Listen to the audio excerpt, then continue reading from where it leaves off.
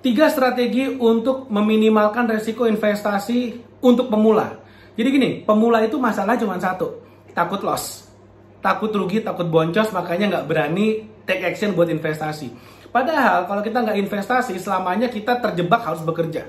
Kita nggak akan punya passive income, kita nggak akan punya ternak uang, kita nggak akan bisa bebas finansial. Makanya harus investasi. Tapi saya pemula, saya nggak ngerti. Justru karena kamu pemula lah, kamu harus investasi. Kalau kamu udah expert, kamu nggak akan mikir kayak gitu. Seorang Warren Buffett nggak akan mikir saya harus investasi. Justru karena kamu pemula lah, kamu harus mulai investasi. Tapi investasinya jangan ngawur gitu kan. Ada tembok jangan ditabrak. Kamu harus tahu beberapa strategi dasar untuk meminimalkan resiko. Karena kalau kamu tahu gimana cara meminimalkan resiko, kamu tahu resikonya kecil, maka lebih enak kamu buat take action. Apalagi kalau misalnya kamu bisa mengelola resiko sedemikian sehingga potensi untungmu jadi makin besar. Nah, itulah gunanya video ini. Makanya kamu nonton video ini sampai habis. Karena kalau kamu nonton video ini sampai habis, kamu akan tahu gimana cara meminimalkan resiko di saat yang sama memaksimalkan profitmu. Oke? Dan ini adalah strategi untuk pemula. Karena kalau untuk expert itu akan beda. Saya akan jelasin di mana bedanya nanti. Oke, strategi yang pertama itu adalah kamu harus punya budget yang jelas dan disiplin dengan budgetmu. Ini strategi yang pertama. Budgetnya harus ada. Jangan sampai nggak ada, jangan sampai over budget. Karena kalau kamu over budget, biasanya yang kamu lakukan adalah apa? Kamu minjem uang. Minjem uang untuk investasi berbahaya untuk pemula. Sekali lagi, untuk pemula sangat berbahaya. Tapi orang kaya kan mereka jadi kaya karena mereka invest pakai uang pinjaman. Betul. Mereka udah jago. Mereka udah hebat mereka udah cerdas sekali finansialnya. Financial IQ mereka sangat tinggi. Ini kan untuk pemula. Pemula jangan minjem duit. Pemula ini masih belajar. Jadi kalau misalnya kamu gaji 5 juta, budget investasimu 1 juta, ya udah stick dengan 1 juta itu.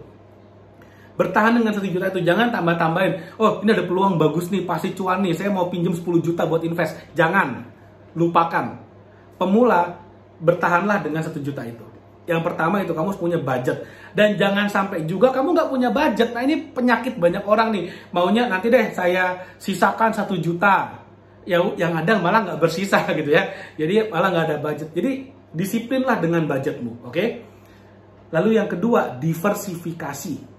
Diversifikasi. Kamu pemula harus diversifikasi. Kenapa? Kamu harus invest di tempat yang banyak tapi sedikit-sedikit. Sehingga kalau boncosnya sedikit, tapi kalau untung ya paling tidak bisa nutupin yang boncos. Sehingga kamu nggak takut berinvestasi.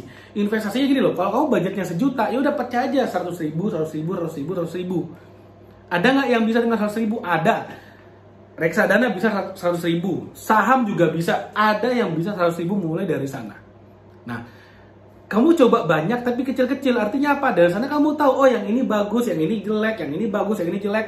Berikutnya makin lama kamu makin pintar, kamu makin tahu mana yang bagus untukmu, mana yang cocok untukmu, fokus di sana.